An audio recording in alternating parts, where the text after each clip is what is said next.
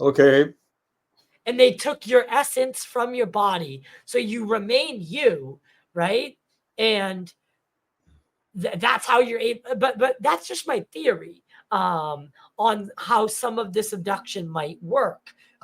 If it, but I'm sorry. Continue your amazing Well, let's just say it was a very strange night. experience. Yeah. Yeah. So the next thing I recall, or was able to recall, was being on this, like an operating room table, and being shown a long needle.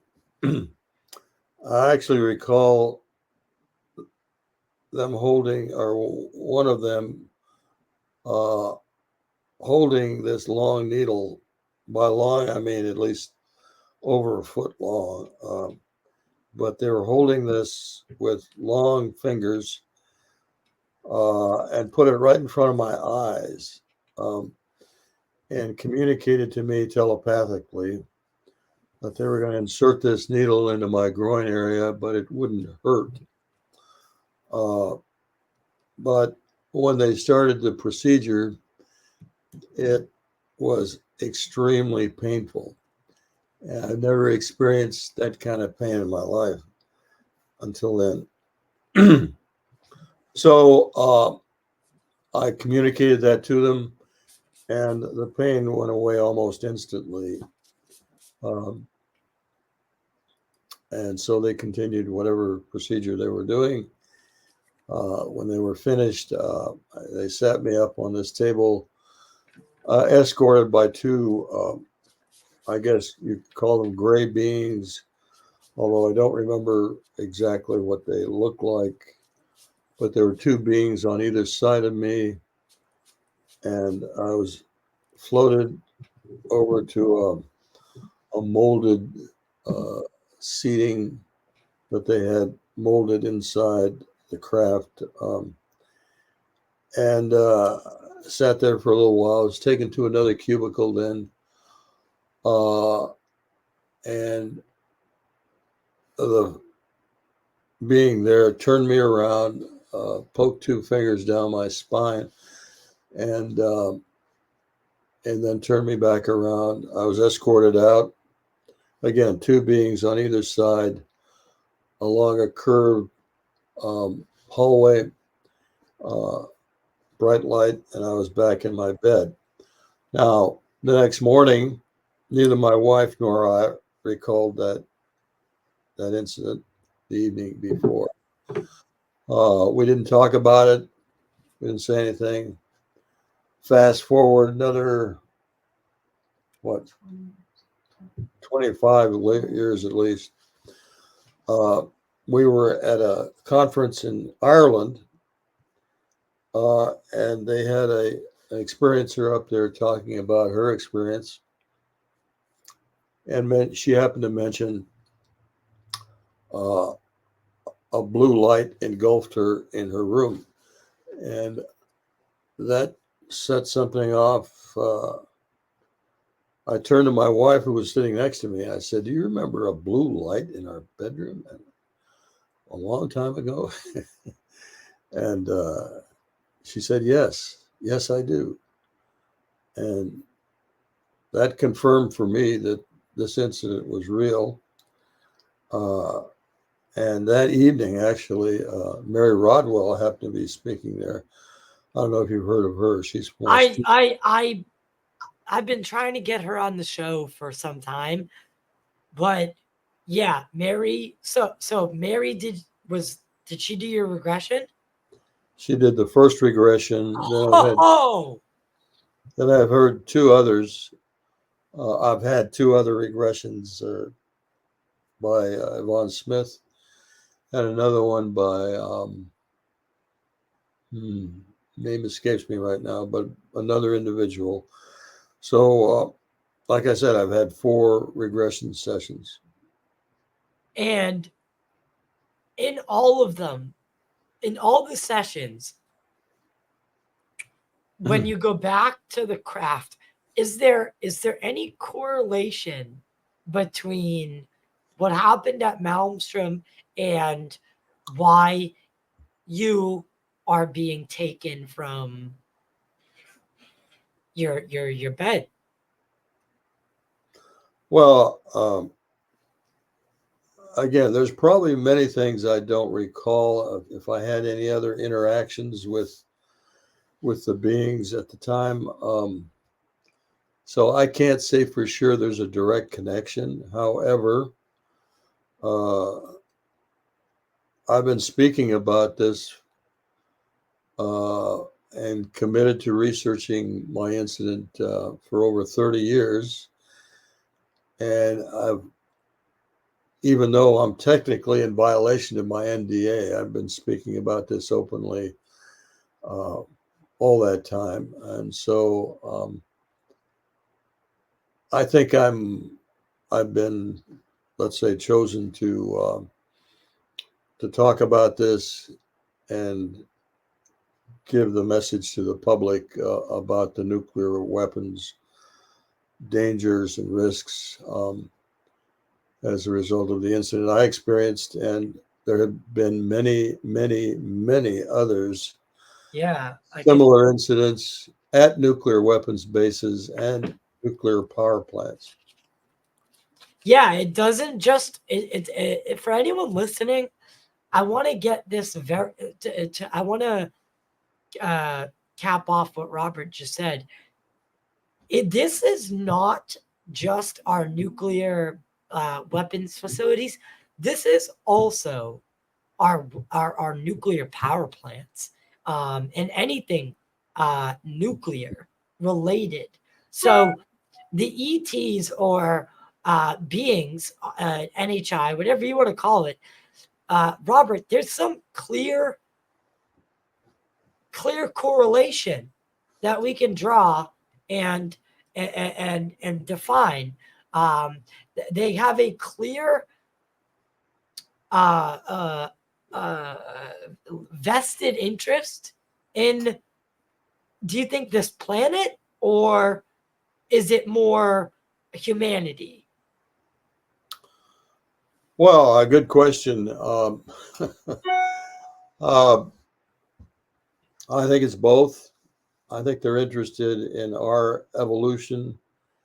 I think they want to see us take the action to eliminate our nuclear weapons on our own. I don't think they want to interfere with what we're doing per se. However, they may have uh, helped us along at times. Who knows? A lot of questions. A lot of questions, Right. a lot, and so with the Malmstrom case, it's so easy to default right and to correlate the lesson, right? What is the lesson? It is shut down the nuclear weapons, right? Because at any moment we can and we will, right? It's like taking the matches from a baby, but then giving them back and saying, be responsible. You need to do this yourself. But just in case, we are here and we are watching, and no matter how powerful you think you are, yeah, you pale in comparison. But what is the lesson from your abduction? Well, that was kind of a more of a confirmation uh, Ah, that they are here.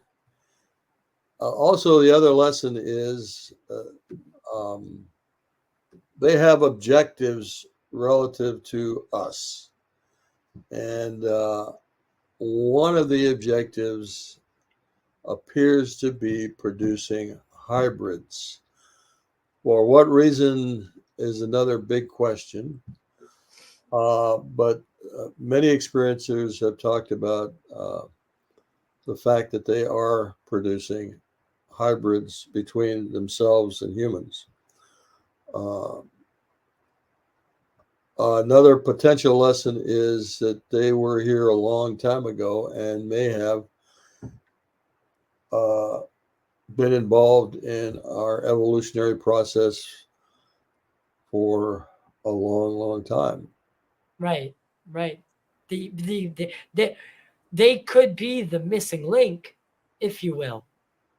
You Possible. know, it's I think and um, why do you think? So you gave testimony to Arrow. Am I correct? Yes. How long was that? How did you deliver? So for anyone who doesn't know, um, the Arrow office it's set up, and it's the all domain um, anomaly resolution office. Correct. This is uh, basically the Pentagon's way of sufficing the public's demand on UFOs. Lately, I've had Tim Burchett on the show, Danny Sheehan, Steve Bassett. All these people are involved in on that side of the things. But uh, how how did Well, you let me give your just, testimony? yeah, before I get to that, just let me mention that in a recent newsletter from Danny Sheehan, uh, Representative Luna has stated that they want to have another hearing in the September October timeframe, and Yes. so I don't know if you knew that, or Yep. your audience might be interested in keeping an eye out for that. Yes. I Um, have not received my invitation to be a witness, but I'm hopeful, still hopeful. well, if Uh, you're a if you so why that and that's my whole thing is with this whole Arrow process and the ability to kind of come away from the NDAs and the security oaths, because I get it. Listen, you come from a time where patriotism was a thing, right? Pride for your nation, pride for your job, prideful to be an American. I think lately we're having an identity crisis, if you will, ultimately. But I think we'll see the other side of this. But back then it was a different era. And I believe that's why you were able to keep your oath for so long, is because you were committed to country, and you're a man of your word. You signed the document. But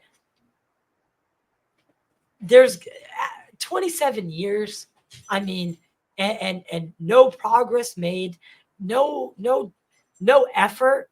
That had to piss you off in some way, so I can see why you came forward. well, I came forward. I'm committed to speaking out. Um, I have been, like I said, for over 30 years. So uh, in February of 2023, I was contacted by Arrow and asked to give a presentation, which I did. I think it was the 15th of February of 2023. I was contacted by Arrow, telephone contact. I gave the presentation. Uh, it was over 2 hours, 2 hours plus. I had prepared a PowerPoint presentation, and I had prepared 22 documents supporting the facts of my incident and the Echo incident. Uh, and when I was finished, I had one question for them. Uh, would they check with the Air Force and confirm that these incidents did in fact occur and they were UFO incidents? And I got the runaround. They said, well, they tried on other cases, but were not successful. Blah blah blah. It seems like there's, even though Arrow professes to have cooperation from other